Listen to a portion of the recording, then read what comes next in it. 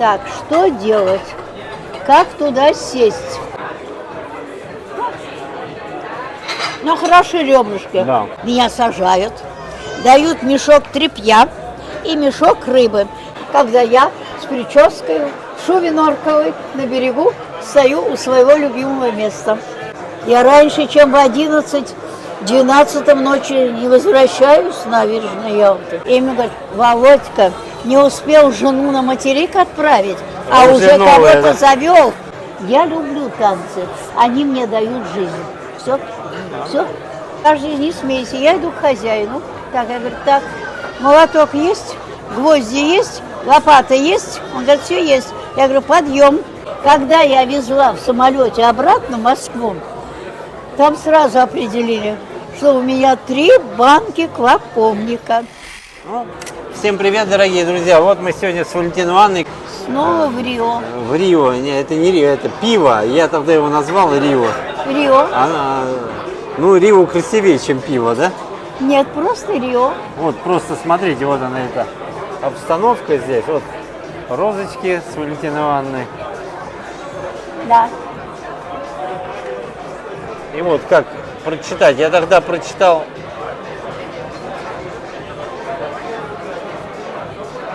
The Rio, я прочитал, это красивее. А на самом деле The Пиво. Девушка, как правильно называется у вас заведение? Пиво. А я прочитал The Rio. Ну, это красивее смотрит. Слушайте, согласитесь. Спасибо. Ну вот, нам пиво принесли, мы сейчас будем праздновать День учителя. Ну, Валентина Ивановна, пока скажите что-нибудь. Ну, что мне хочется сказать? День учителя и радостный день, и грустный. Радостный потому, что я была к этому приобщена. Проработав 15 лет в школе, потом еще на курсах вышел повышение квалификации, потом, к сожалению, поменяла профессию, но свою первую, которую закончила МГУ, профессию, не забывала.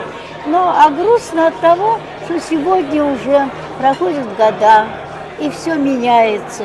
Я сейчас смотрю на современную школу, читаю современные учебники.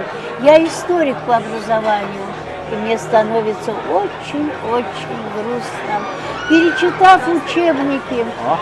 Валентина Ивановна, насчет грустно, что проходят года. А года проходят не только у вас, а у всех. Так что... Ну, не только года, Игорек. А вот то, что взять учебник истории и посмотреть, что сейчас там написано, я с этим никогда не соглашусь. Вы понимаете, на Великую Отечественную войну отвели в современных школах 2 часа. И только сейчас это исправляется. Сейчас начинают давать дополнительные часы. Как можно на Великую Отечественную войну, а я все время работала в старших классах, я давала 10, 12, выкраивала еще за что-то, чего-то, но показывала так, как надо показать. И Сталинградскую, и Курскую, и Брестскую битву, и Берлинскую операцию, и форсирование Днепра. Я вам не могу передать. Вы понимаете, когда я смотрю, у меня вот так голова держится. Дай Бог, что сейчас переписываются учебники. Уже переписались, говорят, учебники от 1 до 4 класса и от 4 до 7. Я их еще не видела. Хочу посмотреть вот буквально как бы быстрее, насколько наша молодежь будет знать. Но нельзя же делать то, что делалось до этого времени. Давайте. Спасибо. О, гренки, Валентина Ивановна. Я про них тебе и говорю. Вот так они выглядят, посмотрите. Да. Ну, давайте, Валентина Ивановна, с праздником вас. С праздником. Еще раз. Дня учителя. Все же я себя чувствую учителем. 15 лет, потом еще, а потом работая в издательстве с учебной литературой, я была всегда к этому причастна. Все. С праздником вас, Спасибо. Здоровья вам. Спасибо. И всего-всего самого Спасибо. наилучшего.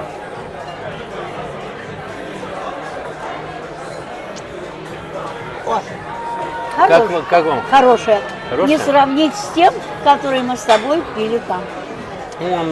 Мне сразу она показалась, что брашка. Но мы молчали, Ну, как, мы люди-то воспитанные. Не, ну вам понравилось, походу. Нет, я сказала, выпить можно. Это не значит, что понравилось. Ножичек вам надо? Есть и А, вы ножик, взяли. и вилка, и все. Ну, давайте пробуем. На.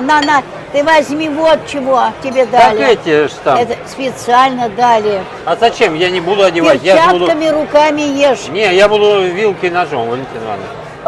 Давайте вам открою. Открой. Вот я тебе сейчас покажу. О, А спасибо. это что? А, салат что тебе? И вам. Боже! Игорек, вот ты И представляешь? вот такие салатики мы Хорошо, еще заказали. хорошо. Да, ты показывай, потому что наши люди идут по нашему пути. Понимаешь, в чем дело? Салат здесь слайсы говядины. Вот они. И помидорчики. Я не знаю, здесь сейчас все по 290, Сейчас мы да? всё- Так, вот, пожалуйста, Игорек, сделай, как я тебе сделала. Не, я вот так буду. Вот. Нет. Вот, Я вот. подожди минутку, так неинтересно. Это специально дано вот так. Валентина Ивановна, давайте как кому Да удобнее. я понятное дело, я просто... А это чего? А?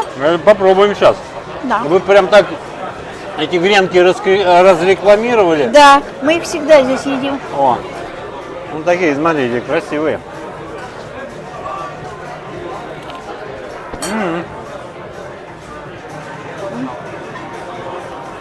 Хорошие. Их под пиво хорошо, Валентина Ты Ивановна. понимаешь, в чем дело? Они приготовлены хорошо. Да. Ты понимаешь, пропитанные. А не какой-то сухой хлеб. Ну и ребрышки неплохие. А мы уже их ели ведь.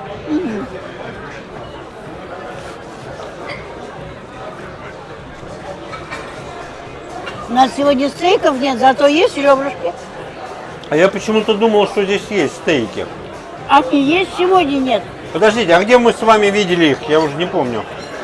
Стейки, где мы видели? Потому что я запомнил ваши слова, вы говорили еще. Блин, как попробуй стейк говяжий. Я почему-то думал, что здесь. А здесь нет. Ага. А вот это тоже. О. Ну это холодное такое, но очень вкусное. У вас вон тоже, Валентина Ивановна, есть. О, Попробуй разместить все это. сейчас попробуем. О, это ваше, это наше. Вот так. Не трогай мое. Не, ваше не буду трогать. Здесь вот и помидорчики. Как, нормально? Да. Мы как раз пришли вот после танцев сюда, на День учителя.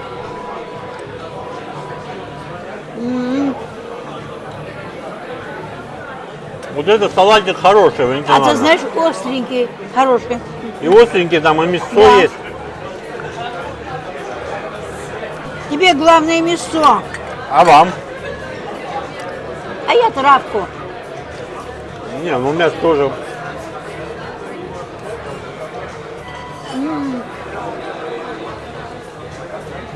И салатик с перчиком.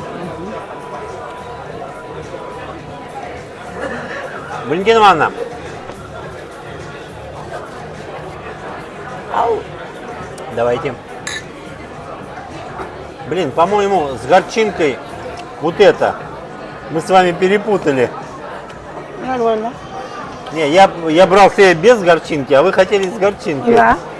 У вас с горчинкой? С горчинкой. А по-моему нет. Попробуй. По-моему, с горчинкой вот это. На, попробуй.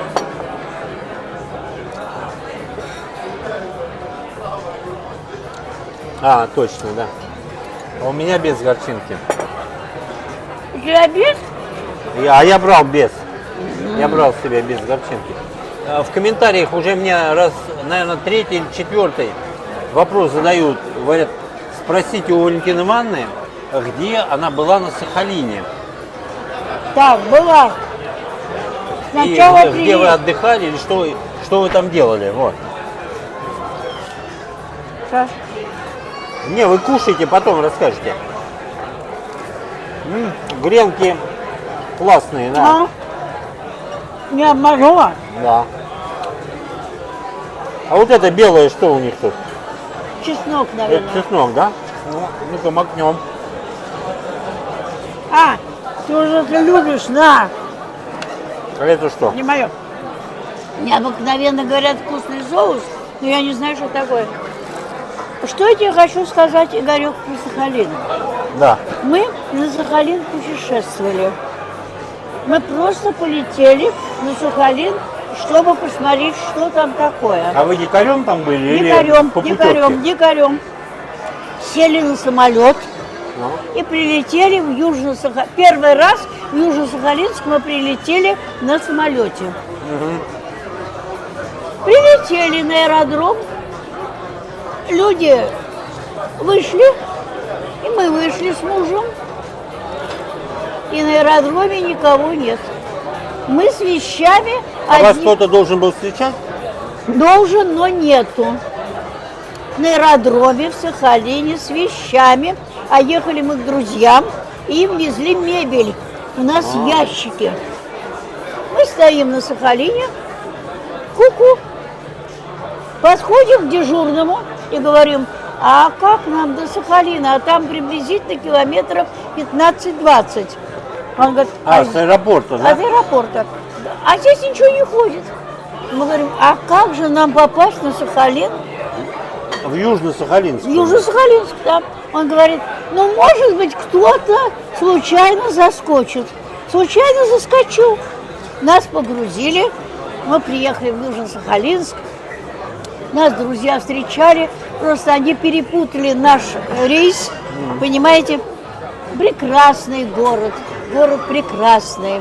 Мы там посмотрели все эти пагоды, и эти самые китайские, так и японские, не китайские, японские. Все это было, да, но это был не только Южно-Сахалинск. Дальше был город Холмск. Какой? Холмск. Холмск. Холмск. Мы поехали к родителям друзей моих туда, к Холмск. Приехали, что там мы увидели? Японские бараки, земляной пол. Местные жители настелили сначала матрасы, потом 3-4 слоя ковров, потом ставили мебель. Мы так немножко прибалдели от нашей цивилизации, но не это самое страшное. Там было действительно очень приятно, прекрасные люди, хорошо встречают, но, простите, есть житейские потребности. Есть нюансы, да? Нет, житейские потребности. Я вышла и Ну, то есть потребности на улице были, да? да. Или- А, Я пошла. Стоит тычок. Ни одной двери на нем нет. Все открыто, на всю улицу. Так, что делать? Как туда сесть? Я иду, даже не смейся, я иду к хозяину. Так, я говорю, так, молоток есть, гвозди есть, лопата есть? Он говорит, все есть. Я говорю, подъем. Мы пошли, дверь поставили на место, землей забросали все, абсолютно, и тычок заработал так на весь поселок Холмск, как он должен зарабатывать. Ну не могла я сесть на виду всего Холмска, понятно. на виду, все. Это был первый вариант. Это был первый вариант. Второй вариант. Я могу пить все. И водку, и вино, и коньяк, и все. Но я всегда отношусь с осторожностью, что когда домашнее. Нас приглашают в гости в Холмске. И говорят, вот мы сейчас вас будем угощать. А тот гость, который нас принимал, и так смотрит на меня, а сам пьет вино из магазина. Я думаю, я тоже буду пить вино из магазина, когда я его не пью. Это все на Сахалине, да? Все на Сахалине. А мой муж, он, понимаете, такой человек был, ну как вам сказать, ну, Скромный, да, интеллигентный. не, он интеллигентный, он не мог отказать, ему хозяйка усиленно называет, да. Он выпивает то, что ему дают. Кстати сказать, мой первый муж он вообще не пил. Он по большим праздникам. И то там рюмка, вторая, и все. Тут он с удовольствием выпил 2 рюмки. И А это какой год был? Я перебью, Валентина сейчас Ивановна. вам скажу, наверное, что-нибудь уже 78-80. Так давно это было? Давно, это было очень давно. Я думал, вот сейчас уже это Как было. я могу? Нет, с этим были другие варианты. Это уже второй муж, это первый. Сахалин первый муж. А, И мой муж выпивает. Я своего мужа не узнаю. Он никакой. И самое интересное было, вот людская натура.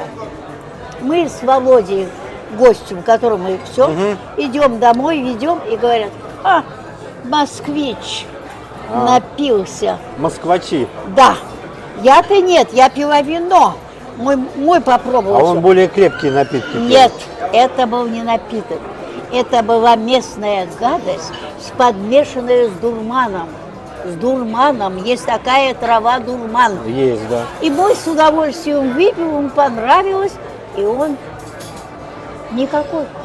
Мы его привели домой, там положили. Я говорю, Володька, ну а почему же так получилось? Он говорит, Валентина Ивановна, мне было неудобно перед хозяевами сказать, чтобы вы не пили. Мы же в гостях. Ты представляешь, даже вот в те далекие времена, как относились к нам, да? Ну, слава богу, это прошло. Но было следующее интересное. Я люблю ягоды. И А сам Сахалин-то понравился вам? подожди, Сахалин понравился. И идем мы на сбор морожки. Так не морожка она у них называется, а называется клоповник. Клоповник? Клоповник. И мы отправляемся в лес с братом моего хозяина, который нас принимает. Ага. Буреломы. Я через эти буреломы лезу. Ягод мало. Мы набираем, кошмар. Я просто о чем хочу сказать, да?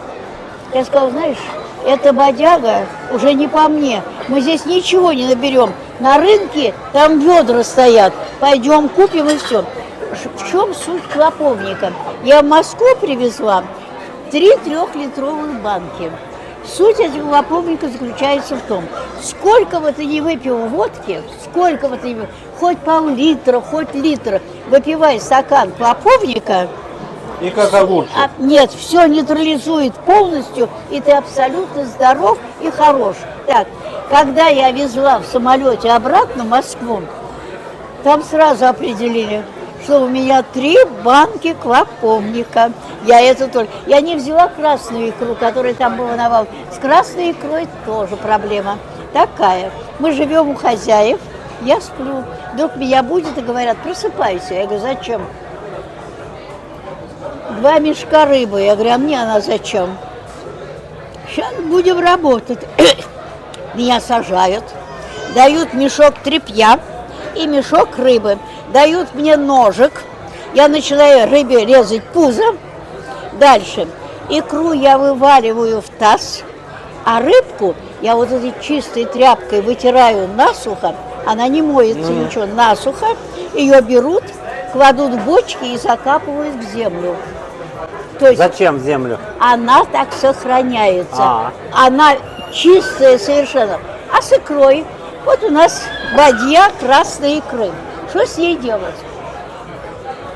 На Сахалине берут, валят в большую миску, режут лук крупно-крупно, поливают подсолнечным маслом и ложками едят.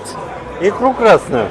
Я тебе говорю, Офигеть. просто вот таким путем, ты понимаешь, это был кошмар, абсолютно. Как можно есть икру с подсолнечным маслом и с луком порезанным? Все, у них это так было принято. Но чем мне понравился Холмс и Сахалин? Людьми. Особенно там было много японцев. И у нас была Ким Чаволь, где мы жили у друзей, она жила на 4-м этаже. Очень приятная женщина с сыном. Они к нам приходили, узнали, что мы из Москвы. Она говорит, знаете, мой сын тоже окончил школу, он хочет учиться в институте в Москве. Вы могли бы помочь? Я говорю, в зависимости от того, какие у него знания. Она говорит, фундаментальные. Я говорю, тогда пожалуйста. Вот он приедет в Москву, Косенко звонит, я ему единственное помогу показать Москву и все. Но к институту я никакого отношения не имею. Это все зависит от его звания. Ну да, и от приемной комиссии. Абсолютно, да. Но какие она готовила блюда, какие она нам приносила, какие это добрые, красивые люди. Понимаете, в чем дело? Я ей ничего не обещала, я ей только сказала, если ее сын прилетит в Москву, показать Москву и все, да. И она такая чудесная женщина. Мы долго поддерживали отношения хорошие, понимаете, в чем дело? Надо сказать, ну, в Сахалине были вообще отличные люди. А вы долго там были? Долго были. Ну Мы сколько, были... месяц, Нет, полтора? около 2 месяцев. Около 2 почти 2 месяцев. месяца. Да, у нас был отпуск, мы были около 2 месяцев, мы там ездили по всем, вот не только Холмс, мы ездили. А где еще там были? Вот, я имею в виду... На пароме мы были, на их железной дороге мы прокатились, там же железная дорога в Сахалине существовала. Понимаете, все. Но главное, что я, как бы тебе сказать, я приехала к хозяевам, а хозяйка уехала с детьми на материк. А я с 2 мужиками, я одна. И что мне надо делать? Так, готовить там, нет, окна вымыла, шторы выстирала, ковры пропылесосила, хрусталь весь перемыла. А дальше у них печное отопление. И все в черном. Я пошла на рынок, купила красивую клеенку, отмыла всю кухню, клеенкой поклеила стулья, поклеила шкафы, поклеила все. И когда хозяин пришел, говорит, а я дома у себя или где-то еще. Но самое интересное, когда я мыла окна, а дома-то стоят вплотную, да, ну я там, сами понимаете, как окна моют.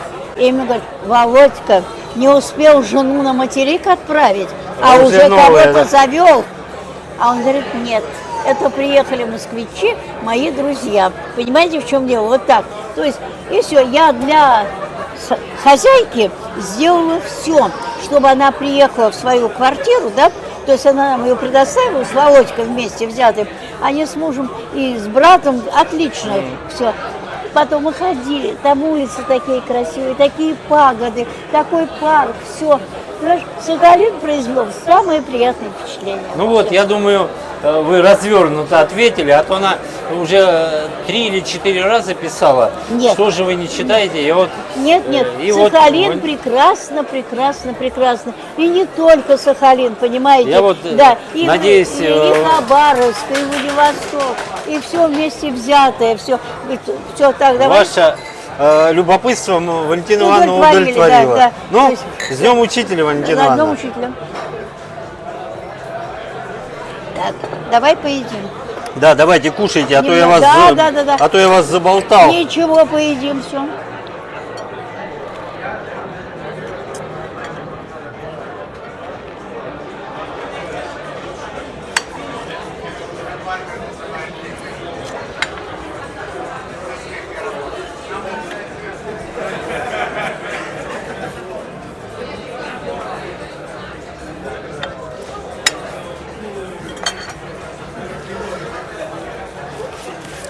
А что вы сняли эту перчатку? А я тоже решила. Ну и правильно. Нельзя цивилизация.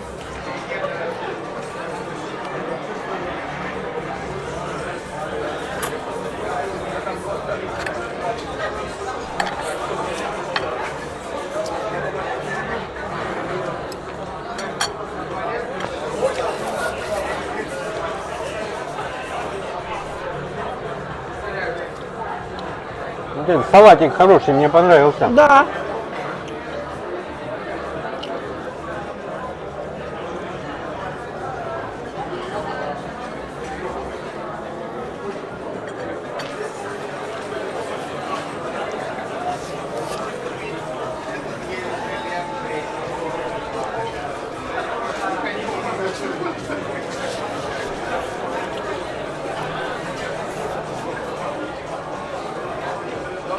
Ну, хлебушек понравился? Я ем с удовольствием. И я с удовольствием. Ну, смотрите. Ну, Я с вы удовольствием. еще много теряете, что вот не Да, макаете да, вот да. сюда. Но это не сметана, Валентина Ивановна. Не-не-не.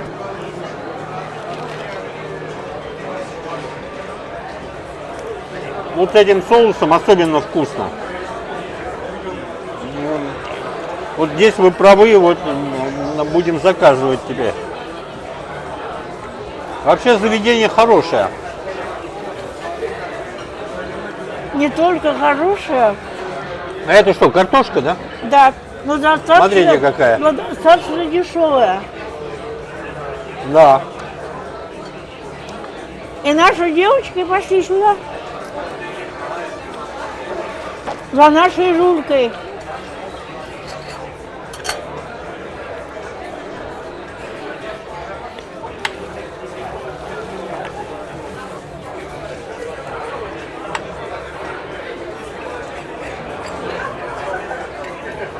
Да, я сейчас приведу. Давайте я выключу пока. Да-да. Так, Ну и как вам салатики, Валентина Ивановна? салат отличный, все отлично. Вот это вообще шикарный. Всё вкусно. Если будем еще здесь, его обязательно, Да. как по мне, я его Да. себе буду обязательно заказывать. Абсолютно. Ты понимаешь? Остренький. Слушай, прекрасные вещи, посмотри, прекрасные. Овощи пропитаны вот Да, этим вот. да, да. Валентина Ивановна, давайте выпьем. Я вас спрошу.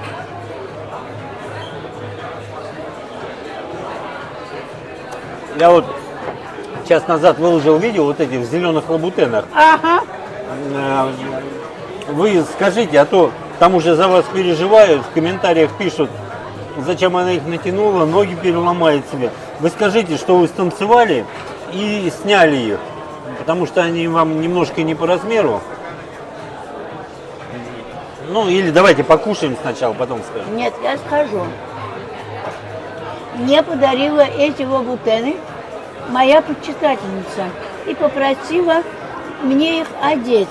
Я ей сказала, я еще не очень в форме, потому что нога еще немножко не такая, как нужно, я одену. Ну, а с другой стороны, уважить человека, Да, да? я уважаю человека, одела. Надо сказать, они очень удобные, очень комфортные. Правда, они немножко мне не по размеру, так как у меня 33 размер, а я не видела там, что написано. Но на ноге мне было удобно. Танцевала я без напряга, танцевала я так.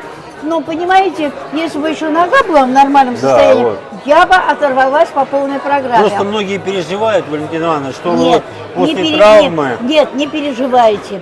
Я пока делаю человек, который мне хотел сделать приятное, я ему тоже хотела сделать приятное. Она сказала, я вам 2 месяца назад принесла, они здесь лежали на этом гардеробе, а вот сейчас я вас увидела, хочу. Ну, я сказала, ну хорошо, давайте, я одену. Я попробовала. Если мне было бы неудобно, некомфортно, я бы никогда бы не одела. Вот я на сегодняшний день, к сожалению, не могу одеть свою любимую шпильку. Ну, я думаю, тот день наступит, Валентина Ивановна. Доступит. Я еще купила 2 красивых шпильки, но которые нога чувствует себя хорошо, но одеть не могу. Но ради того, что человек подарил, я одела, не переживайте. Я танцевала очень осторожно, как вы видели, Да. очень осторожно.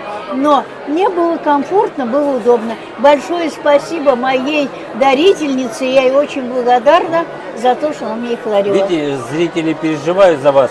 А я подтверждаю, дорогие друзья, что Валентина Ивановна действительно просто их одела. Я вот это снял ролик, и Валентина Ивановна их тут же и сняла. Положила. Нет, я несколько танцев Ну, несколько, танцевала. да. Потом я переобулась и сказала спасибо. Я попробовала. Ну, за все это время, 1,5 месяца, я первый раз их одела. Понимаете, Ну, в чем и дело? согласитесь, там и каблук вот такой вот, не шпилька, вот как Нет, мизинец, каблук да? А фундаментальный, каблук да. такой вот приличный. там. Устойчивый, Да. устойчивый. Нет, спасибо, было хорошо. Так что Было хорошо, спасибо. Я очень благодарна своей почитательнице, которая сказала, мне очень хочется вас одеть на каблуки. Я говорю, да я и сама хочу одеться на каблуки. Но пока не получается. Ну и давайте продолжим трапезу. Да. А то я вас постоянно забалтываю, и мне вот... А у меня уже все, не волнуйся. У тебя так же, как у тебя, не волнуйся. Я от тебя не отстаю. Это хорошо, Валентина Ивановна. Женщины никогда приоритет мужикам не дают. Правильно.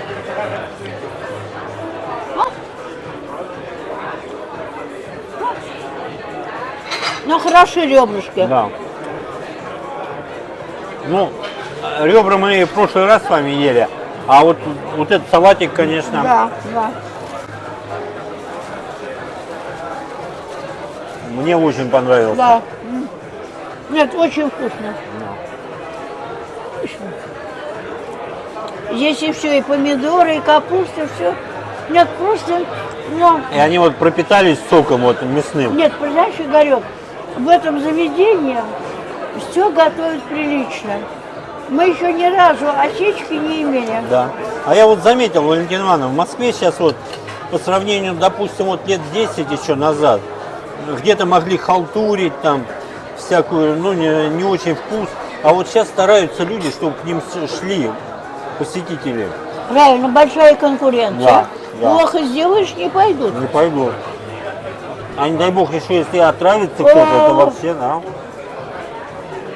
Ну вот это все. Мы Вот брали, это вещь, да. мы брали всегда, и она действительно, чего тут говорить, черный хлеб и чеснок. А вкусноты... Поджаренный. Поджаренный. Но как? Да. Не пересушен. Да. Ничего. И он вот специально на этой бумаге, чтобы Да. лишний Да. жир впитывался. Ушел. Да. Ну, Валентина Ивановна, давайте за ваше здоровье. И за твое тоже.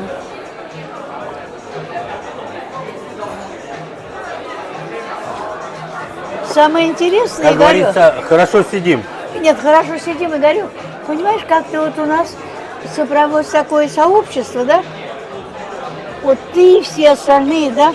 Мы никто не любим ничего вот такого, да?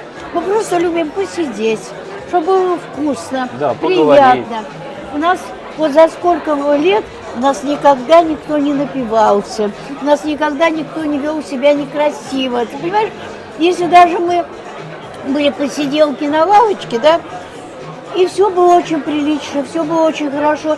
Люди просто общались. Они видят, Валентина Ивановна, вот зрители видят, я ведь снимаю это все, вот, Да, как говорится, и- под прицелами слушай, камеры. Слушай, все. слушай, снимал бы ты не снимал, но если человек захотел напиться, ты его уже не остановишь, он Правильно. напьется. Но у нас этого Есть никак- хорошая пословица, свинья всегда грязь найдет. Да, но у нас этого никогда не Да, было. Люди согласен. собирались ради чего? Ради общения. Общения, Ради да. того, чтобы, понимаешь, найти родственную душу, поговорить о чем-то интересном. Мы же говорили и о театре, и о кино, и о выставках, обо всем. Мы же не говорили только о чем-то таком, ну, приземленном. Ты понимаешь? да. Вот я же вам сказала об этой книге Раневской, которую я первый раз увидела. Такую, Фаину? я вам ее принесу, Фаину Раневскую. Я много прочитала книг, но эта книга меня поразила глубиной содержания.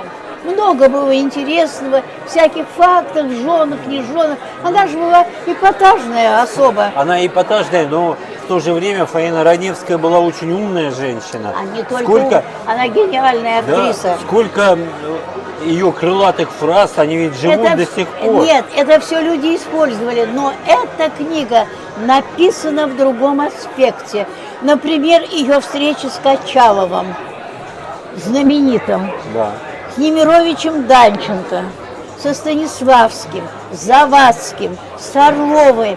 Несколько не в таком обыденном плане, понимаете, а в плане творческом и очень умном. Почему я эту книгу не читаю запоем? Я обычно книгу прочитаю за день, за два, это уже все. Она у меня уже лежит неделю. Надо читать плавно, осознать каждую Нет, фразу. я беру по 3-4 страницы, я их впитываю. Мне очень нравится. Нравятся высказывания, нравятся оценки, нравятся, понимаете, люди из той эпохи, все, что они имели, понимаете? Я ведь тоже многое имела, я тоже многое видела. Я видела МХАТ в его том варианте, Малый театр в том варианте, Большой театр в том варианте.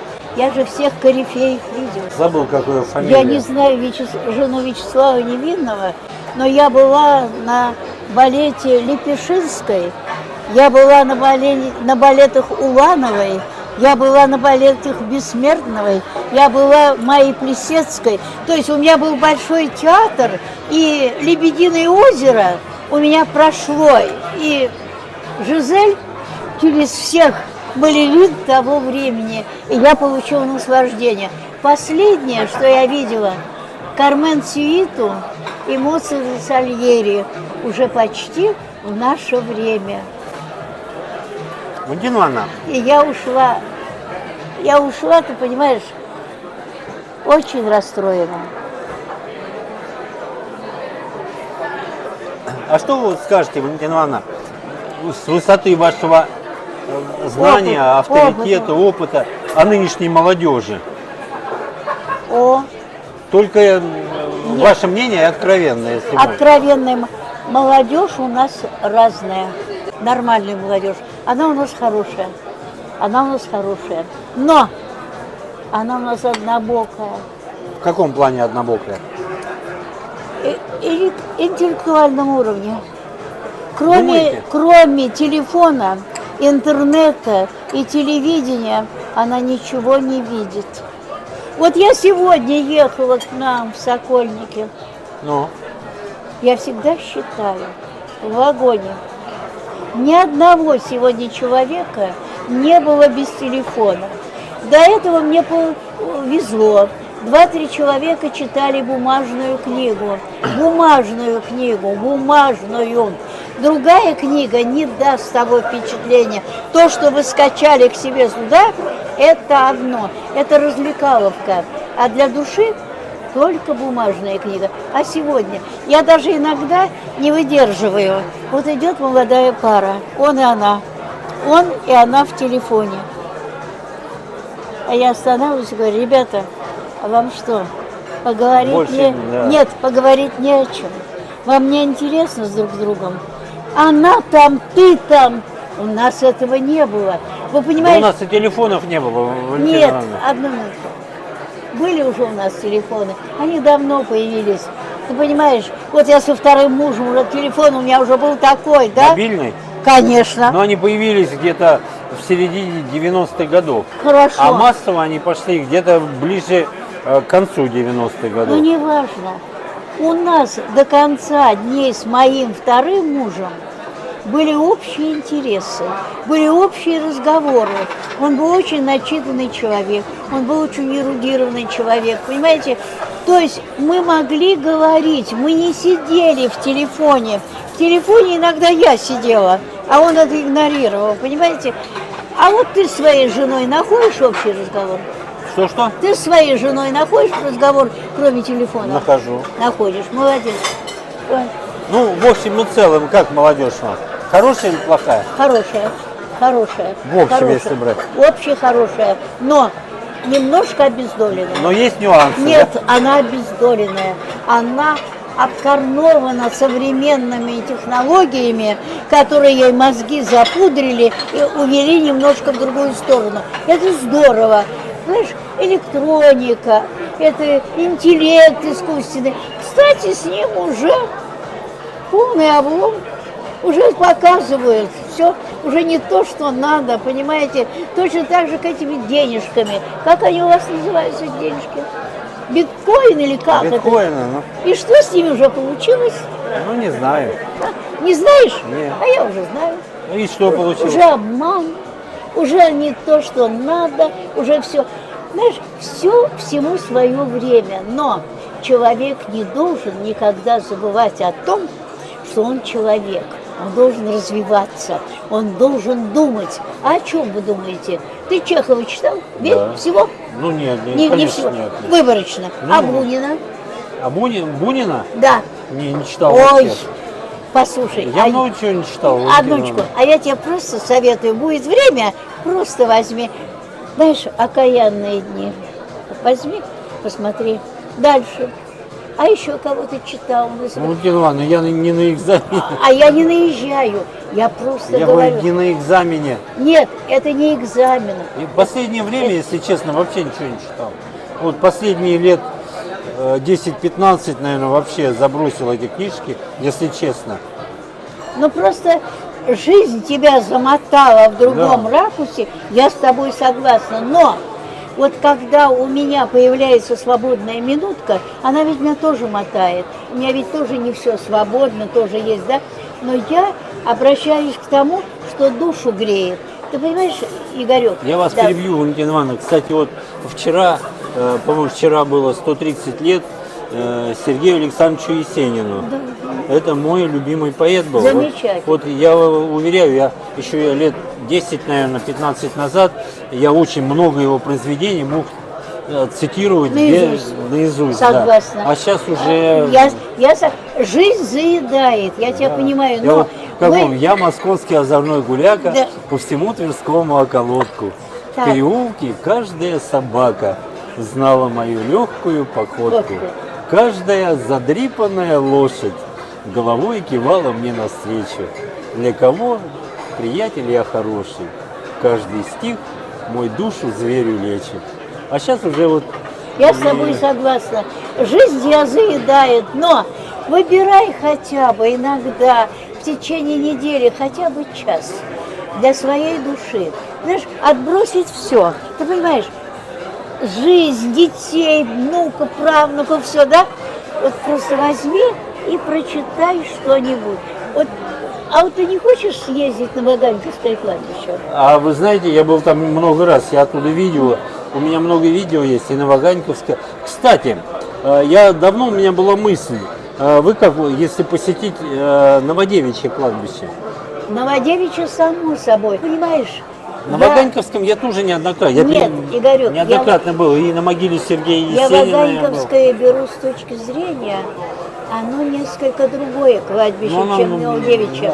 Там Она не более, менее, нет. менее пафосная. нет, оно пафосное достаточно. Хотя она пафосная Да, тоже. но, ты понимаешь, у него дух другой, ты понимаешь? Это то же самое, что Кремлевская стена Да. и Новодевичья, и Ваганьковская. А Ваганьковская, ну как тебе, вот я тебе объясню простую вещь. У меня на Ваганьковском кладбище могила моих всех. А. И где буду я? Где буду я? Я себе оставила там место, на памятнике у меня есть место не занято. Я это прекрасно понимаю, все это такое, да? Но в силу определенных причин чаще всего я бываю на Ваганьковском одна. А я нахожусь против памятника Есенина. Вот Есенин, нифига себе. вот дорожка, Да. и следующая моя могила. Ну, не моя, не ваша. но а я, моих родственников. вам еще и пока рано. будет, и будет моя. Прям там, не да, рано, рядом? но моя. И я никогда не могу не поплакать, не быть сама собой, потому что все время экскурсии. Экскурсии. А я на виду всех. Как бы я ни отворачивалась, как бы я все, понимаешь, что мне это тяжко. Но я не об этом речь веду. Так как я одна, а я не умею открывать бутылку водки. Не умею. Бутылку чего? Водки. Когда я прихожу на кладбище, я должна их помянуть и как по русскому обычаю вылить. Именно водку надо. Именно чуть-чуть, просто вылить все. Как мне с ней справиться? И вдруг 2 человека стоят у памятника Есенина, и я говорю: молодой человек, вы не поможете мне открыть бутылку водки? Он говорит: с удовольствием. Он берет бутылку водки, вот так зубами открывает. Я говорю: идите ко мне, я одна. Они подходят с женой вдвоем. Он с женой был. Женой вдвоем. Вид немножко не такой. Потрепанный, да? Не очень потрепанный, но не такой. И они мне говорят: вы не смотрите на нас. Я хирург-анестезиолог. Она оперирующий хирург. Нифига себе. Да. Но жизнь сложилась так. Мы стали на сегодняшний день бомжами. Вот мы пробиваемся тем-то и тем-то. Вы, добрые женщины, нас пригласили, но за ваше добро мы вам сейчас ответим. И начинают говорить: а вы хорошо знаете Ваганьковское кладбище? Я говорю, вы знаете, я его знаю постольку-поскольку. Я никогда не интересовалась. Игорь, и они меня повели по Ваганьковскому кладбищу. Они показали могилу Гарина, они показали могилу всех поэтов, они показали все. Я в жизни, а у меня там похоронено 60-го года. Я прихожу к себе, делаю и ухожу. Ну да.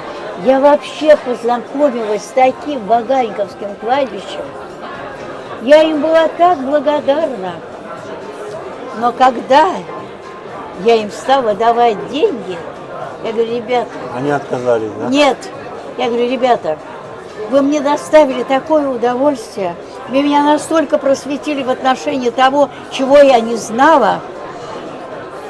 Пожалуйста, ради того, что вот сегодня здесь мой муж лежит, вот то, что всегда, возьмите, придете домой придете, еще раз помяните моего мужа. Они говорят, добрая женщина, никогда мы деньги не возьмем. Понимаешь? Но я сумела все же жене в карман деньги всунуть. Да? Но на следующий год их уже не было. Ты понимаешь? Это настолько были чудесные люди, которые знали, вот жизнь так сложилась, и я Ваганьковское кладбище узнала. Я узнала его. Ты был на могиле Миронова? Да. Видел, видел, да? Этот кошмар. Даже знаю, как туда дойти. Я говорю, ты видел этот кошмар? Да. Ты видел этот кошмар? Когда его хоронили, кстати, его мать Мария Миронова Да. сказала, сынок, тебя хоронят на помойке. Да. Она Это так не сказала. помойка. Тогда еще, когда его Нет, хоронили, нет, там такого еще не было. она ему памятник сделала помойку. Ну. Эти. Это надо видеть было, Игорь, что она ему сделала. Я был там Всё у так, нее да. и неоднократно. Я достаточно хорошо знаю Ваганьковское кладбище. Я был на могиле Вицина, он там похоронен. Михаил Пуговкин. Конечно. Кстати, в Ялте, когда будете, там его Конечно, на лавочке он сидит. там. конечно. Ну, Слушай, что-то мы про могилы нет, заговорили. да, нет, я просто сказала, ты понимаешь, что человек должен жить, вот мы о молодежи говорили, да? Человек должен знать свою историю, должен любить свою родину, Да. и бороться за свою родину. Ты понимаешь, в чем дело? Потому что у нас было много хорошего, что никуда нельзя деть, а сохранять надо, понимаешь? Это факт. А они что? Я сейчас сказала, Ну да. все, Ну, так, давайте выпьем. давай, за все хорошее. За все хорошее.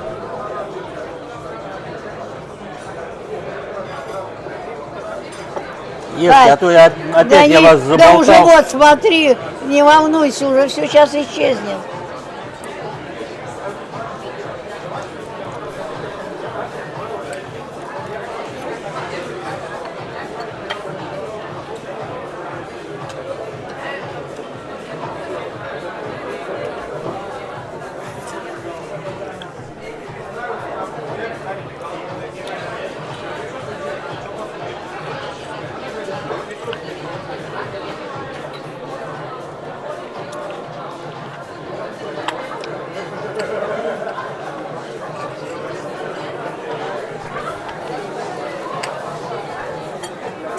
Только хорошо.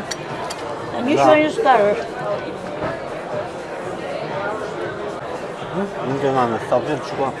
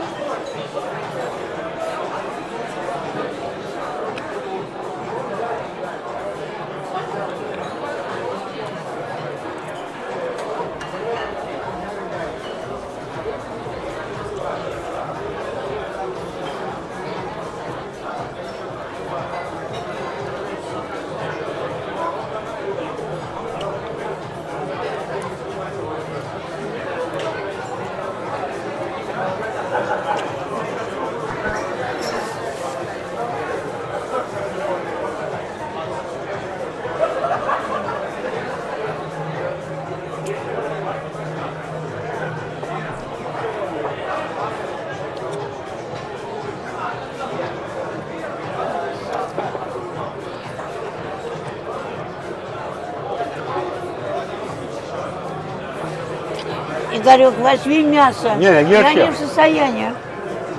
Я тоже. Не. Тарелку уберу. Не.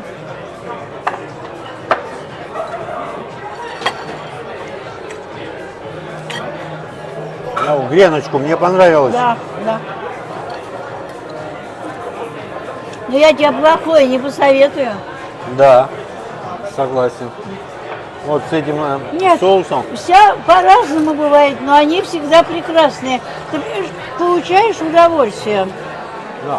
А что тут можно испортить? Хлеб поджарил его. Игорек, можно взять был салат, эти гренки, да, если ты сыт, и пиво. Да. И всего нормально, ты Смотри, понимаешь? они Пропитаны. нарезаны брусочками Они пропитаны, и поджарены со всех 4 сторон. и пропитаны. Да.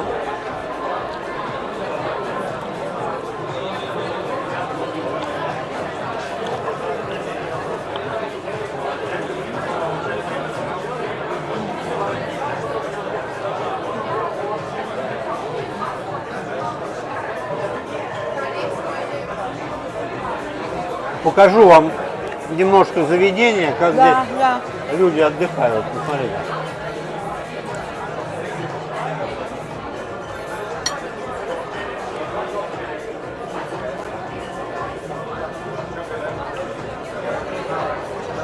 Достаточно много людей. Много. То есть шок от цен прошел, и начали снова. Да здесь не особо шоковые цены. Нет, Такие... Игорек, были копеечные, понимаешь, ну.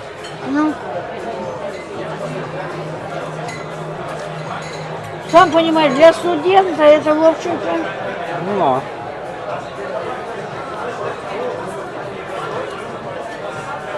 здесь вот можно заказать пиво, креветки можно. ну это уже, С ними морочиться, пока их очистишь, эти креветки.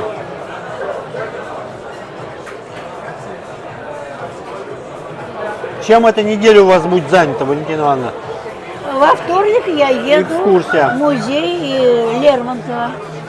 А потом мне же ведь звонят совершенно неожиданно.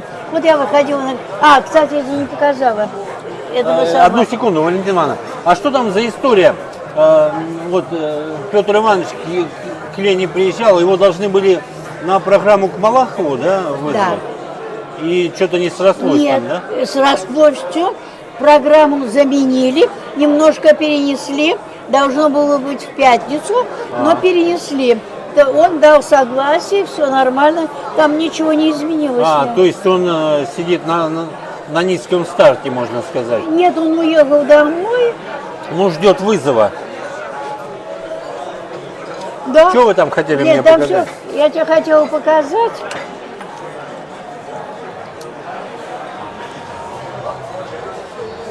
Как я ходила, чтобы люди у нас знали. У нас есть дом музыки, который находится на Павелецкой. Да. И есть музей музыки, который находится улица Фадеева, дом 4 в районе Маяковки. Это совершенно Вы разные. были в музее музыки? Я была и в доме музыки до этого была, а сейчас была в музее музыки. И был посвящен вечер Утесову, его 130-летию со дня рождения. Это была чудная программа. Чудная, подготовленная из лучших его песен. И ведущий был немножко с тембром его голоса, немножко. Мы 1,5 часа просидели в восторге. До бис шло без конца. Ни одного места в зале свободного не было. Были приставные стулья по всем стенкам. Я сейчас тебе покажу.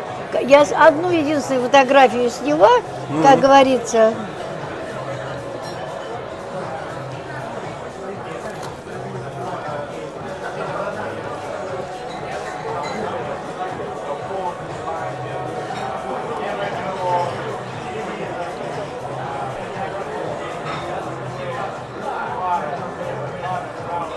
На, ты умеешь, бери. Это я там, в музее музыки при входе. Какой имеется музей музыки? Посмотри.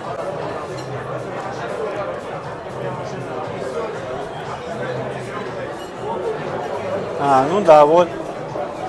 Вот, Валентина Ивановна. Музей музыки.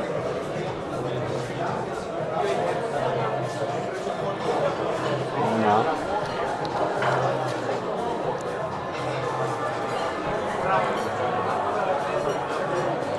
Вот.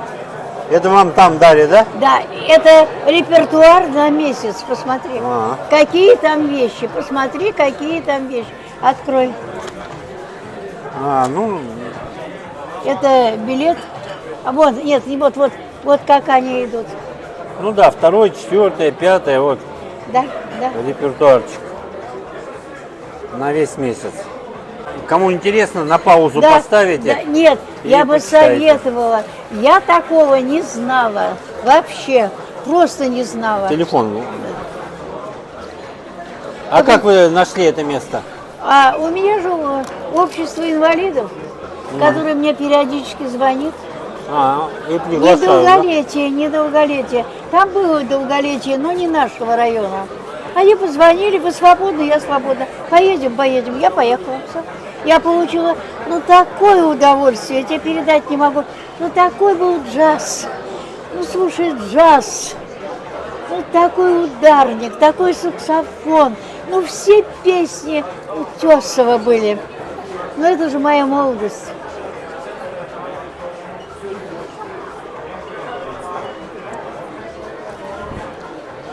Да. Так что Будете теперь посещать его. что? Теперь это заведение посещать будете. Да, я буду стараться туда попасть. Кстати, для людей маломобильных туда попасть сложно. Я прожила 20 лет на Тверской улице в районе Маяковки. Я знала выход к концертному залу Чайковского и к Софии. Но то, что я открыла, когда шла в музей музыки, это непередаваемо. Прорыли такой переход на Тверские и Ямские. Во-первых, 2 эскалатора, которые поднимают вверх. 2. И еще лестница огромная с 3 перелетами. Это что-то.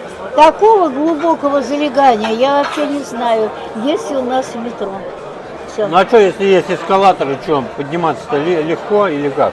Да, на эскалаторе поднимутся, а на лестнице не поднимутся.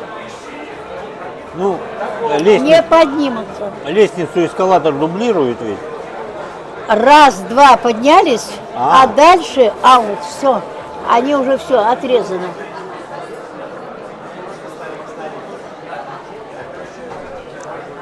Понятно.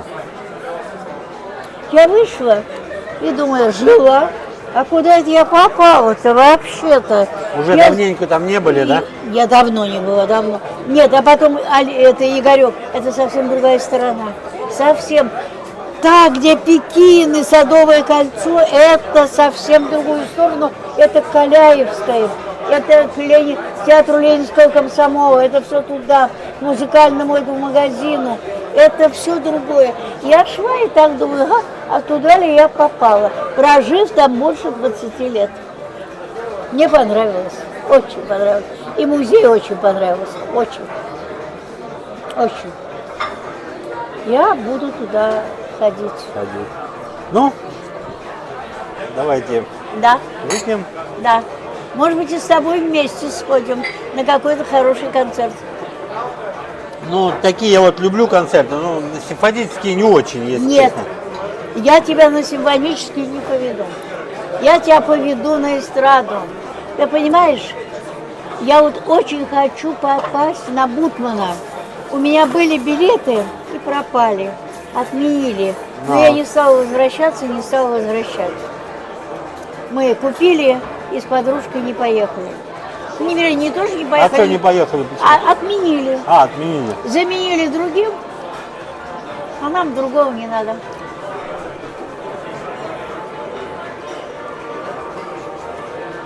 Вот как в концертном зале Чайковского в свое время я слушаю органные вечера с Гарри Гродбергом, которого уже нет, ему царство небесное, он умер. Лучшего органиста у нас в России не было. Ты знаешь, Я не очень хорошо разбираюсь в музыке. Я не буду говорить, я не музыкальный человек. Но когда я слушала Гарри Грогерга, все уходило. Просто все уходило. И второй раз я это испытала в Зальцбурге, когда я была в Австрии. В Австрии. Да, когда я попала в этот собор, когда дедушка больше чем 100 лет играл на органе, когда мы вообще, советские туристы, сели и вообще были опупевшие просто. То есть он нас так взял. Нам сказали, вы знаете, вам не жалко собрать по 1 евро? Но мы больше собрали, потому что это была такая, понимаете, это, я не могу теперь, сколько лет прошло, да? Он передо мной, этот орган передо мной, и эта музыка передо мной, она вот здесь. А Федя была в церкви. Посмотри, вы, что она в скале вырублена, христианская церковь. Церковь? О, церковь в скале.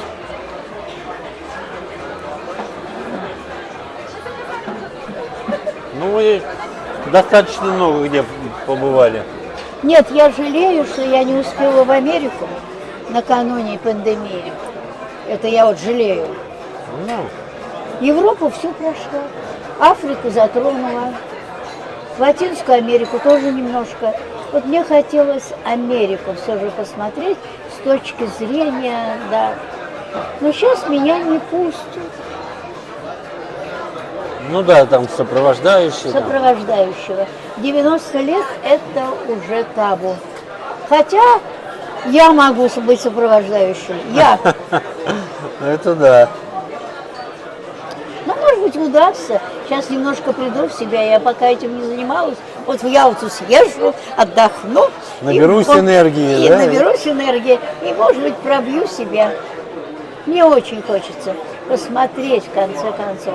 Знаешь, Валентина Ивановна, а по приезду в Ялту, что первым делом сделаете? первым делом я побегу на набережную. Первое, что я делаю, я бегу на набережную. Бросаю все чемоданы, да? Абсолютно. От центрального телеграфа до памятника Горького, домику, мимо Орианды. Потом нахожу свое местечко, сажусь, я дома. 40 лет в Ялте, понимаешь, в чем А дело? местечко там садитесь и смотрите на волны, да? Нет, у меня местечко на набережной, вот так она вот так загибается, и вот я вот так от всех ухожу, и я сижу, чайки, море, волны и я. И все, и мне больше ничего не надо. Просто сидишь и думаешь о своем, Ни да? о чем не думаю. Я закрываю глаза, и все, я в Ялте. Потому что Ялта меня спасла от астмы, Ялта меня от многого спасла. Понимаете, у меня же была дикая астма, а у меня ее сейчас нет. Она ее ликвидировала. Все-таки морской бриз, вот это Не полезная только, вещь, не да? только, понимаешь, в чем дело. Я потом начинаю находить друзей, находить в гости. А что, у вас астма намечалась, да, или что? Очень сильная была астма, аллергическая. была всё-таки? Конечно. Была такая астма, какая вообще не передается описанию. И что в Ялте вы сделали? Только дышала, ничего Ничего, больше. ни препараты Нет, никакие не... ничего, только морской воздух и все. А так бывает, Валентина Да, Ивановна? да, Да? да. Но 2 раза в год, 2 раза в год, Обязательно весной и надо. осенью, обязательно. А потом стал ездить и зимой. Слушай, ну Новый год в Ялте. Слушай, если ты будешь зимой Я у себя... встречал Новый год в Слушай, Ялте. вот если будешь зимой, и я приеду зимой, ты понимаешь, это что-то. Это что-то. Правда, 1 и 2 я не люблю. Ну, Эти да. пузанчики с этими длинноногими своими сучками, понимаешь, все, 1 и 2 их смыло. С 3-го Ялта наша. Наша нормальная, демократическая. Ой, какая же сказка. Много раз встречали Новый год? 3 раза. 3 да? раза. Стаж уже. Я люблю. Да, ты у меня увидишь фотографии, когда я с прической, в шубе норковой на берегу стою у своего любимого места. Я люблю. И я люблю одиночество. Я люблю одиночество. Есть время подумать там, да? Нет, Я просто хочу... Поразмышлять? Нет, я просто хочу от всего отшатнуться. Я просто стою, смотрю на море, смотрю на небо, смотрю на чаек и просто сижу. Ты понимаешь, я редко с кем-то общаюсь, редко, только с друзьями, да, но я просто хочу быть одна. Вот я сейчас поеду в Ялту, да, посмотрю в санатории, как и что. Удастся мне быть одной или не удастся, это вопрос. Ну, доплачивать полную стоимость путевки я не собираюсь. А, вы имеете в виду полную стоимость, если что, Если номер? хочешь быть одна, да. Я посмотрю, кто со мной. Но у меня попадались, которые ложились спать 9 часов. А я не ложусь спать 9 часов. Да. Я раньше, чем в 11-12 ночи не возвращаюсь на набережную Ялты. Кстати, я очень много там встречаю. Ну, за 40 лет, ты понимаешь, там не только друзья, но есть знакомые, которые подходят, все, пойдем, посидим, поговорим. Так, наверняка сейчас вы, когда приедете, еще больше будет у вас знакомых, О. тем более, как вот станция Сокольников. Танцы Сокольников, помню. Нет, я имею в виду, я же показываю вас. Я поняла, я просто хочу старых встретить, которые, понимаешь, это же многие годы. Знаешь, Игорек, ведь надо ценить, когда у тебя друзья по многим десятилетиям, Ну не да. просто, которым ты веришь, с которым тебе хорошо общаться. Ты понимаешь, вот мы же сейчас столкнулись с тобой с какими вещами, да? Ну да.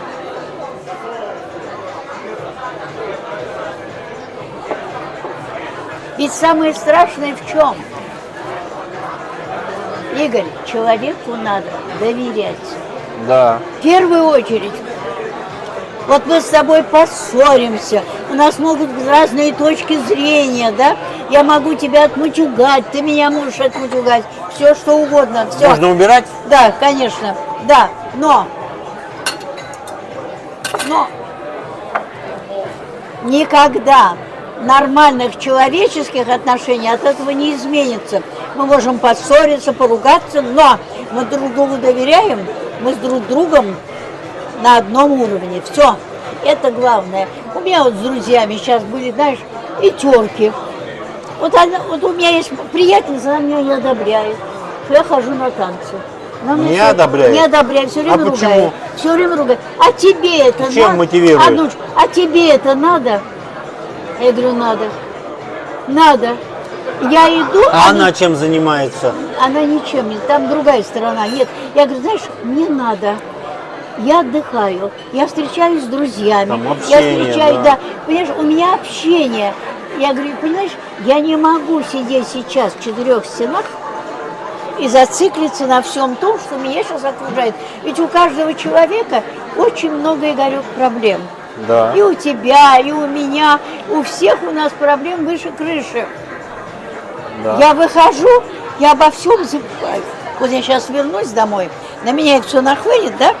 Я стараюсь вот закрыться, и все. И тебе это, да, и тебе не надоело смотреть на этот зверинец. А почему зверинец? Я сказала, да, и зверинец у нас есть, и все у нас есть, да. Но я нахожу там, где у меня нет ни зверинца, ничего. У меня есть знакомые, у меня есть друзья, и потом я говорю, я хожу танцевать. Я хожу, вот как я всем сказала, я ни для чего не хожу. Я хожу танцевать. Это моя душа. Она у меня вот так выходит. Я люблю танцы. Они мне дают жизнь. Все? Все? Она этого не понимает. Другие меня критикуют. А ты видела, что о тебе пишут? Я говорю, видела. Я говорю, а меня это не трогает. Плохие комментарии Нет. пишут неудачники. Нет, Аннушка, я говорю, а меня это не трогает. Если человек вот это пишет, а зачем он пишет? Что у меня не та губная помада. Он хочет Одну минуточку. за счет вас утвердиться. Нет, я говорю, у меня не та губная помада. А его это касается, какая у меня губная помада. Да, я единственная прислушивалась к людям, которые мне сказали, не махай руками, как саблей Чапаев. Я это приняла к сведению и сделала все. а больше я не принимаю. Почему я так одета, почему я сяк одета? Я себе сейчас сказала, могу позволить все. Я могу себе позволить норковые шубы, я могу себе позволить шпильку, я себе могу позволить молодых любовников, если я захочу. Но я этого не хочу. Я прекрасно все это понимаю, мне это не надо. Я просто живу. А живу я так, как я живу. И не надо меня осуждать. Понимаете, хотите так жить, живите, не хотите, ради Бога. Все.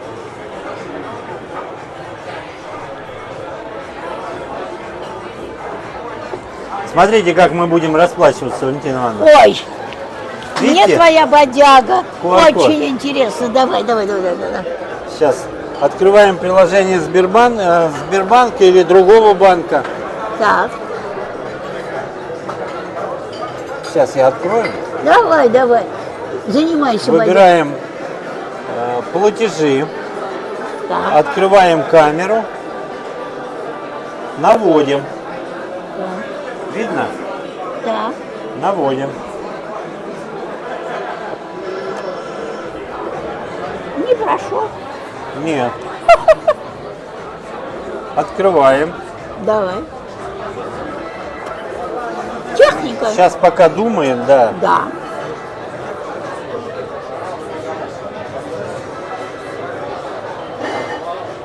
Оплата счета. Так. И вот наше все меню. Так. 2005 рублей. Ой, Сейчас я покажу вот это. кошмар. Вот смотрите. Вот наше меню.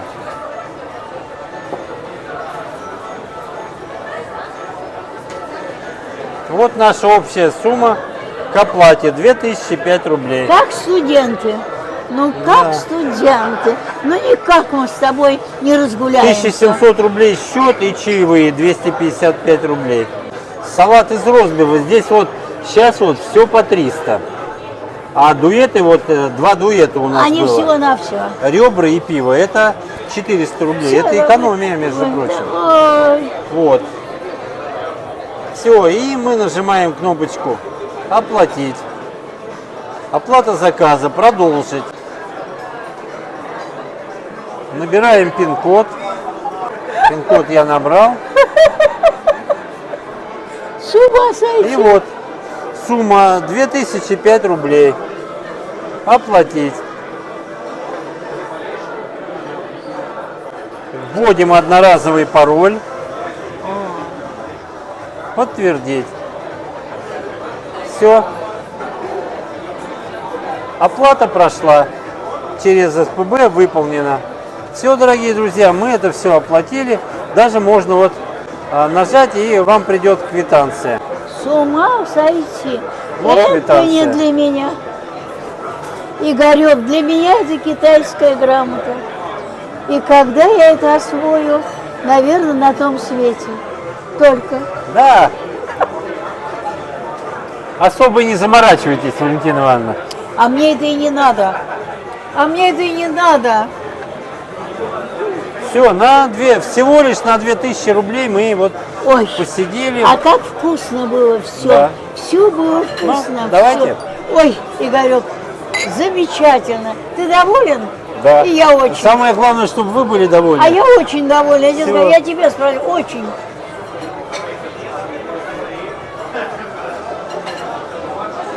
Ну все, пока мы выключаемся, а по досвиданькамся мы с вами на улице. Правильно? Да. А может и в метро. Да. Ну вот, мы вышли. Вам как больше нравится, The Rio или The Пиво? И то, и другое мне Не, нравится. она просто называется The Пиво, правильно. Да, я А я тогда первый раз за ляпнул с пиво, дуру. за The Rio. пиво, за пиво. Ну пойдемте потихонечку, Пошли, Валентина Ивановна. пошли, Игорь. Как вам сегодня? Отличный вечер. Ты мне такую радость подарил. Ты понимаешь, мы так с тобой хорошо посидели, поговорили. В день Понимаешь, учителя. В день учителя. Понимаешь, многое вспомнили. Из того, из другого, из 5-го, 10-го. Просто было здорово. Я очень рада, что я сегодня не одна, что что я, понимаешь, с тобой, что у нас был такой хороший вечер. А Валентина Ивановна, у вас ведь друзей очень много. Вот благодаря танцам, благодаря вот этим всем мероприятиям вас много все знают, с вами здороваются, с вами... Игорь, Осторожно. Игорь, а ты как понимаешь, друзья? Не, ну не друзья, знакомые, будем так знакомые. говорить. Да. А друзья? Друзей может быть 1-2 всего. Нет, не поэтому, Игорек. Ты забыл, сколько мне лет? Мне 90, одну минутку, 92-й год. Мои друзья на выходе. Ты понимаешь, и те, которые появляются, друзья новые, я к ним отношусь с большой осторожностью. Ты понимаешь, жизнь прожита. С теми я прошла по 50, по 60, по 70 А уже фактически лет. никого Да, нет, да? Да, никого не осталось. У меня сейчас осталась одна. Пойдемте потихоньку. Да, сейчас, подожди, минутку, дай Возьмитесь за меня. Да, а то меня- спуститься, да. У меня сейчас осталась одна. Я 95-й год. Прекрасная женщина, Марья Григорьевна. Я ее очень люблю.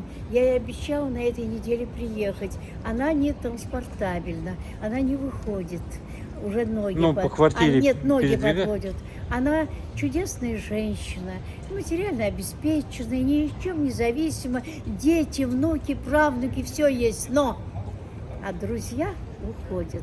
У нас сейчас последняя умерла, только что умерла, ей тоже было 94 года, она была в нашей компании.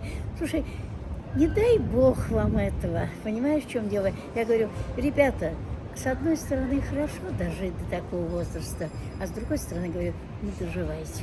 Почему? Не доживайте, уходите вовремя. Уходите А вы считаете, вовремя. вы уже не вовремя? Я Валентина уже Ивановна, вовремя. ну о чем вы говорите? Нет, Игорек. Вы неправильно говорите, Игорек, мне нет, кажется. Игорек. Каждому сколько Бог отмерил, Да, он отмерил, но когда вокруг тебя уходят, да? абсолютно новые люди, и к которым ты должен присмотреться. И, кстати, ну мы же с тобой, что будем чё говорить-то? пересматриваться? Ну что говорить-то, интересно, когда тебя предают, когда тебя оскорбляют и так далее, ни за что. Ну о чем ты говоришь, Игорек? А у нас такого не было.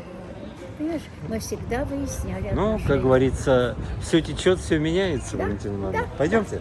Да, пошли. Пойдемте потихонечку. Как ваша нога? Многие интересуются. Нога прилично, но не до конца. Вы сегодня на зеленых шпильках танцевали. Нет, на шпильке с толстым каблуком танцевала, но когда вы меня увидите на шпильке в 16 сантиметров танцующей, значит, нога пришла в норму.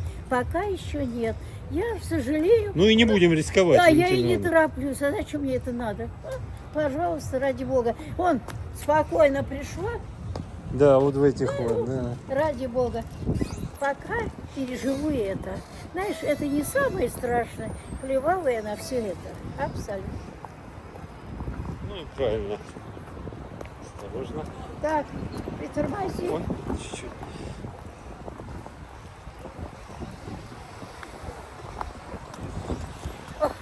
Ну какие цветы, Игорек. Валентина Ивановна, я старался А, я вижу. выбрать. Вам как такой? Я все переживал, думаю, понравится Валентине Ивановне Так. этот цвет или нет. Так, в следующий раз, когда ты мне захочешь подарить цветы, Ага. начни, знаешь, с каких? С каких? Самых примитивных. Не-не-не, это не Нет, разговор, Валентина Ивановна. Нет, я Какой тебе, вам цвет нравится? я тебе сказала, розы можешь оставить за своей любимой жены. А для меня можешь абсолютные ромашки, лютики, ирисы, что тебе угодно. Валентина Ивановна, Я где люблю- же я в центре Москвы вам найду ромашки? Найдешь, спокойно тебе найдут, абсолютно. Ну, если Просто клумбу какую ободрать только. на клумбе сейчас нету, ты чего, Не, Игорек? мои любимые цветы розы. Я всегда розы. Так, все, Я всегда розы дарил, Валентина Ивановна, Так. всем. а я тебя отучу. И ты будешь Не, ну мне ромашки точно не дарить- А ты буду мне будешь дарить. домой ромашки, васильки, ландыши и так далее и тому подобное. Знаешь, Не, Игорек, ну я не знаю, конечно, Валентина Ивановна, но я считаю, что дарить ромашки, васильки и прочие эти, как полевые цветы, какие растут везде, где ни попади, и для Игорек, мужчин это, Игорек, мне кажется, не а дело. ты мне доставишь истинное удовольствие. Чё, серьезно? И я тебя буду любить Да. еще больше. Вы мне скажите, что- За васильки и за все такое. Для вас ромашки даже ценнее, чем розы? Да, да. Серьезно? Серьезно. Блин, я вот этого не понимаю. Адонечка, когда я увидела эти розы, они роскошные, красивые, я знаю их цену. Ну, ромашки бы все равно лучше было бы для вас, да? Валентина Ивановна? Да, Блин, Да. офигеть. да. И А чё ж- цвет- чем они ценнее-то? Вот скажите мне. Знаешь, Я что-то не понимаю. А я тебе объясню. Ты понимаешь, это очень официальные цветы. Ты мне их подарить когда можешь. Ну, какой-то юбилей, который скоро будет, может быть, когда-то. Ты знаешь, что-то. А вот если ты меня любишь, уважаешь, ну вот принеси вот такой маленький букет ромашек, васильков и еще чего-то. И я тебя буду любить до безумия. А с розами не будете любить? Ну, нет, с розами нет. С розами я тебя люблю за то, что ты их любишь, что ты мне хотел сделать приятное. Я это ценю. То есть вы Но- считаете розы это Нет. официоз такой, Нет, да? я просто читаю, что это очень дорого. Очень дорого. Я это знаю. Я их цену знаю. Понимаешь, в чем Валентина дело? Ивановна, Но, Игорек, ну что ты со мной споришь? А? Не, я не спорю, Который я, все цены я знает. пытаюсь понять вашу логику, А пойди что для мою вас логику. ромашка Слушай, ценнее, чем роза. Анночка, чем проще, тем лучше. Ты понимаешь, в чем дело? Ну, как тебе сказать? Вот знаешь, если собрали бы несколько ромашек и несколько васильков нашли бы, да? Ух ты, моя лапочка! Ну, пойдемте. Пойдем, все. Нет, эти были... Сейчас я их поставлю в красивую хрустальную вазу. Буду вспоминать, как Игорек мне отметил день моего День учителя. учителя. Слушай, Господи, как же я любила свою профессию, как же я ей отдавалась, и как пришлось ее бросить. А вы бросили Я ее ее, бросила сами бросили сама. Бросила или из-за там, того, из-за а в того- связи с чем, чтобы на повышение пошли Нет. там или что? из-за того, что ученики не воспринимали то, что происходит. Я сказала, я не могу видеть пустые глаза перед собой. Я не могу людей не сопереживающих. Слушай, я же тебе говорила, Игорек, я первый раз в Освенциме была, когда он был не прилаженный, не припомаженный, никакой, а эти жуткие бараки, да? А второй раз я была, когда уже все побелили, покрасили, дорожки делали, цветы посадили. Но не может быть Освенцим. Но не может он быть. И когда сейчас говорят, слушай, недавно по телевидению объявил голландец, детей его мать по-русски другому не назовешь. Мы победили во Второй мировой войне. Это он мне говорит, дитя войны, которая войну пережила в Москве и видела все. И от 41 по 45 год он победил в войне. Все. После этого говорить ни о чем. Все.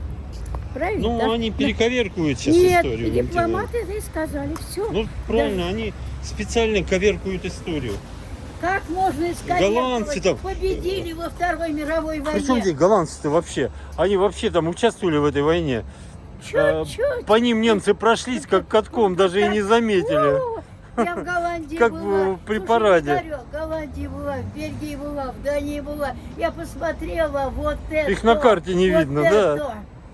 За Точно. один день проехала всю страну. А Францию за 2 недели прошли. Ой, о Франции вообще не говори. И они сейчас что-то хорохорятся. Этот А Макрон? Микрон, как его зовут. Это вообще, ой. Ладно, давайте оставим политику. Не будем политику, но я хочу сказать, Игорек, дай Бог тебе здоровья. Вам дай бог здоровья, Нет, Валентина дай Ивановна. Бог тебе здоровья. За твою доброту, за твою, понимаешь, любовь и уважение к старшему поколению. Именно к старшему поколению, понимаешь? Движение вниз. У нас много людей, и все. Понимаешь, вот ты мне сегодня доставила радость. Я была одна, сидела, смотрела телевизор, читала книги. Кстати, Раневскую я тебе принесу. Да, она мне очень, Я кстати, нравится. очень хочу, чтобы ты ее прочел. Там столько тебе Двери И я буду открываются. радоваться этим розам. Я буду радоваться. Пойдемте. О, пошли. Движение вверх. Там уже следующие вызывают. Ну, пойдемте. Ну вот, дорогие друзья, мы в метро. Вот подходит поезд Валентины Ивановны. И сейчас мы будем с ней до свиданькаться. Как вам понравилось все? Мне Танцы? все понравилось. Игорек, спасибо, мой милый. Спасибо вам. И тебе спасибо. Вот, сумочку Я не ща- забудьте. Давай, все. Пока-пока. Да, завтра Ваш созвонимся. паровоз. Всё. Все, Валентина Ивановна, созвонимся тогда.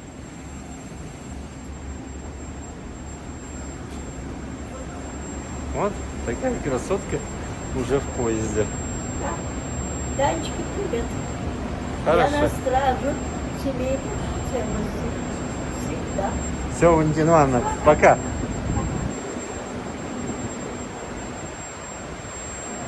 Ну вот, такой у нас сегодня получился с Валентиной Ивановной разговор. А я буду на этом заканчивать, дорогие друзья. Ставьте лайки Валентине Ивановне. Всего вам хорошего и до новых встреч. Осторожно, двери закрываются. Следующая станция Электрозаводская.